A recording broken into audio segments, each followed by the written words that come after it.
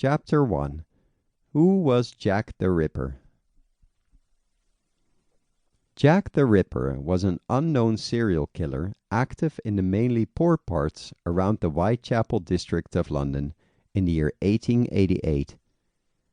In both the criminal case files and modern journalistic books, the killer was referred to as the Whitechapel Killer and Leather Apron. Attacks credited Jack the Ripper generally included female sex workers who lived and operated in the shanty towns of the East End of London. Their throats were cut just before stomach mutilations.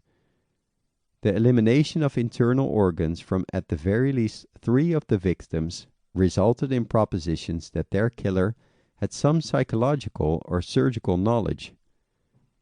Rumors that the killings were connected heightened in the month of September and the month October of the year 1888, and many letters were gotten by media outlets and Scotland Yard from people claiming to be the killer.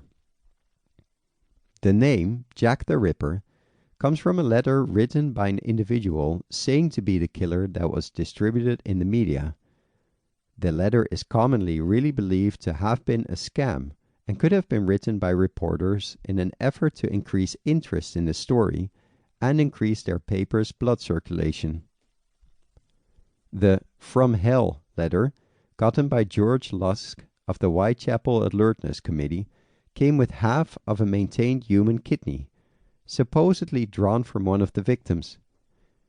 The general public came progressively to believe in the single serial killer called Jack the Ripper, primarily because of both the extremely ruthless nature of the killings and media coverage of the criminal activities.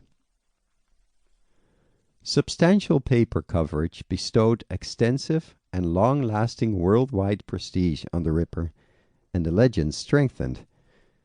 A cop's investigation into a series of 11 harsh homicides committed in Whitechapel and Spitalfields between the year 1888 and 1891 was not able to connect all of the killings conclusively to the killings of the year 1888. 5 victims, Mary Ann Nichols, Annie Chapman, Elizabeth Stride, Catherine Eddowes, and Mary Jane Kelly, are called the Canonical 5, and their homicides between August the 31st and November the 9th, 1888, are usually considered the most likely to be connected. The homicides were never fixed, and the legends surrounding these criminal activities ended up being a mix of historic research, folklore, and pseudo-history, recording public creativity to the present day. In the mid-19th century, Britain experienced an increase of Irish immigrants who swelled the populations of the significant cities, and that includes the East End of London. From the year 1882, Jewish refugees escaping pogroms in Tsarist Russia and other parts of Eastern Europe moved into the exact same area. The parish of Whitechapel in London's East End ended up being progressively overcrowded, with the population increasing to around 80,000 occupants by the year 1888. Work and real estate conditions aggravated, and a considerable financial underclass developed.